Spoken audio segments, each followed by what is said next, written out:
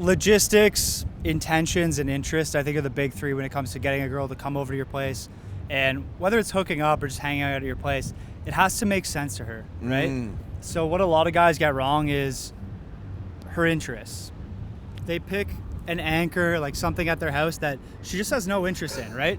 Like, hey, want to come back to my place and watch Dragon Ball Z? Want to come back to my place and watch Ben Shapiro compilation, right? Like, she just has no interest in that shit, right?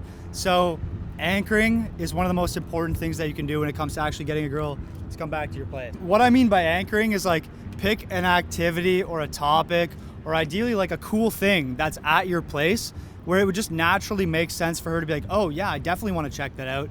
It makes sense to go to your place, right? I think when it comes to getting girls to come over to your place, it just has to make sense to them. Logistically, is your place super far away? Does she have to take a 40-minute Uber and then in the morning take a 2-hour Uber back to her place, right? Logistics are a big factor. But assuming you have good logistics and you figured out, like, okay, my place is close enough to the bar I'm at, or I've picked a date to bring her to that's close enough to my place, step number 2 is finding that anchor. You have to find an activity at your place that is more lit or interesting to her than the activity you're currently doing.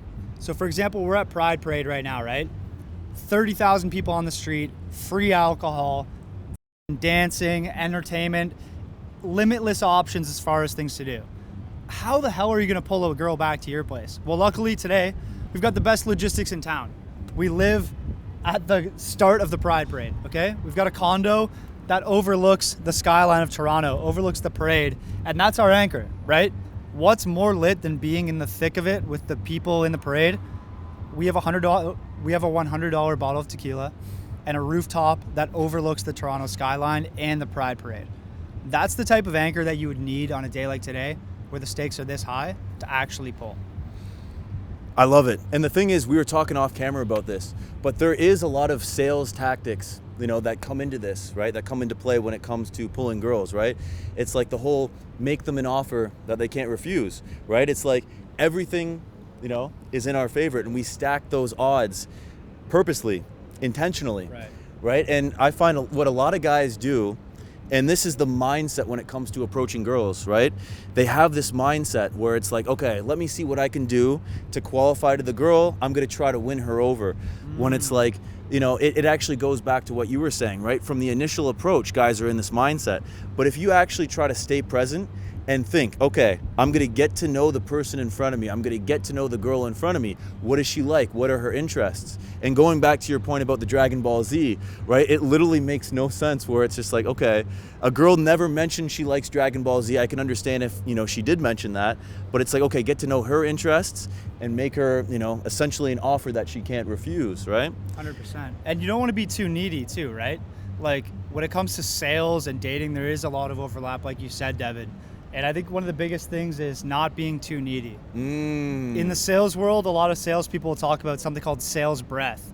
When you need your commission so bad, you're so fucking desperate that people can smell your sales breath from a mile away. They know you're pitching them you're like, you think you're planting seeds, but you just come off as very salesy, right? And in the dating world, it comes the same thing. Like, if you're trying to bring a girl back to your place, if you're too needy, she can fucking intuitively tell that you want it too much. So instead, if you can frame yourself the right way where you have abundance, let's just say you clap cheeks 3 hours before your date, right? You have no desire to clap cheeks again, unless you're, as horny as Devin is. So if you can frame yourself, frame yourself in that way, right? Like, instead of saying, hey, I have the coolest balcony, it overlooks the parade, I would love to, I know the parade's fun, but like, we should go check it out. If you really want to, we could do it. Like, instead of being needy, right? Come across as, if you're lucky, I might bring you to my rooftop balcony that overlooks the parade. And, I've actually been collecting a nice assortment of tequilas, and I usually reserve them for people I really, really like. So, if you play your cards right, maybe we can, break into that collection a little bit. Think about the difference in frame there, right? Oh, yeah. Yeah, and I've heard you talk about this before, where it's like in every interaction, there's a buyer's frame and there's a seller's frame, right? A lot of guys, they're in the selling frame too often, right? Where it's just like, oh, well, please, if you're not doing anything, I'm a really cool guy. They're trying to prove themselves. When in reality, it's like, the optimal strategy is try to get the girl to qualify to you. Me and you have a very similar strategy, and one of my go-tos is, well, you seem normal enough, you don't seem too crazy. how about this, right? And then I'll propose something, right? Yeah. And then I'll be kind of like, portraying in my body language like I'm still kind of, trying to make up my mind about that girl, right? As opposed to like trying to sell myself too hard. So with that being said, do you have like a go-to kind of pulling, I guess, line or something that you usually say to girls, or just kind of like just depending on the girl? Yeah, it totally depends on the girl. So if I'm on the date and it's going well, like let's say we're kissing already, a lot of physical contact, good eye contact, she's laughing at my jokes, blushing a lot when I'm really flirty with her, I'll literally just say at the end of the activity, whether it's like drinks, grabbing dessert, whatever, it's like, hey, you want to get out of here? And if it's a yes, it's like almost implied that we're going back to my place, right? Now, if things are a little more complicated, we're taking things kind of slow. Another way that I would kind of frame that is, look, we could sit here all night. Maybe we sit here for another couple hours, drown ourselves in even more chocolate cake, get fat, weigh 300 pounds by the end of the night. Or we could come back to my place. My rooftop balcony's still open. Maybe you don't have a rooftop balcony, right? But you might have another anchor. I have that hammock. I have that hammock in my place, and I usually reserve it for very special people. But I feel okay about you. Maybe we can get out of here, and I might let you check it out. But you can only sit on it for 30 seconds, right? It's all about how you frame things, and having that buyer frame is so important. Like what I'll say, Devin, is scarcity creates value. People want what they can't have. People want what's not readily available and super accessible to them. Now, they don't want something that's completely unattainable and unrealistic, but what they want is, and this is just basic psychology, men and women, we all want what's slightly within reach, but we have to extend ourselves a little bit to go and grab it, right? That dangling carrot that we have to go and fucking get. That's what we all crave. If you can become the dangling carrot for women, you're gonna get more action than you could possibly handle. Wow. That right there is probably the quote of the video. I love it. And it's just that mindset, right? That framing, how you're framing the interaction. Yeah. Right? So what's your go-to way to pull back to the crib? So what I like to do is I like to try to sell it in terms of like a TV show or a movie, right? So I do something that's a little different than some guys, right? So I'll talk about, TV shows and movies, and then I'll name one that I know that the girl hasn't heard of, right? I'll name a movie that's kind of, within her taste. If she says, and what I find is a lot of girls love thrillers, right? They love, the murder mysteries. So I'll say, oh, have you seen, X thriller, X, TV show? And I know she hasn't seen it because it's like, an independent or whatever, right? And I'll kind of like make her feel, oh, really? You haven't seen that? Wow, you're really missing. What, have you been living under a rock? And, no, I haven't actually. So I'll make reference to that. And then that'll be like the first kind of, mention of it, right? So I'm what they call seeding the pull, right? Yeah. So I'll say that, and then, I'll get talking about TV shows and movies again. Oh, so wait, so you haven't seen this show. So I was going to tell you about this show, but I don't know. You seem like you don't watch too much TV, and I try to make her almost, I guess, feel bad that she hasn't seen it. And then I say like, okay, you know what? And I do the crazy line, right? Like, okay, you know what? Like, you seem pretty normal. You don't seem crazy, or you don't seem too crazy. How about we, and here I'm just throwing shit out there, right?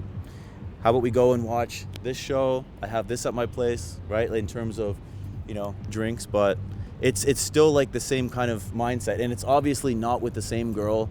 It's not like the same copy and paste approach. Some girls are different, but that's kind of a go-to I have in my pocket. It's a good one. But I like to, improv and improvise, just based on the girl that's, sitting in front of me, right? So it all comes from that same mindset, right? Where it's just like, okay, let me try to, get her to qualify to me, right? But yeah. It's smart, bro, because what you're doing, Devin, is you're talking about how you're preparing yourself for that close, right?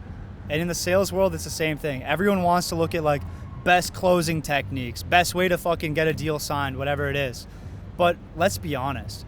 If the date goes well, if your sales call goes well, you could kind of say fucking anything and pull either the deal or, pull her back to your place, whatever it is. And that's why it's so intelligent what you're saying is you're setting yourself up for success earlier on in the date.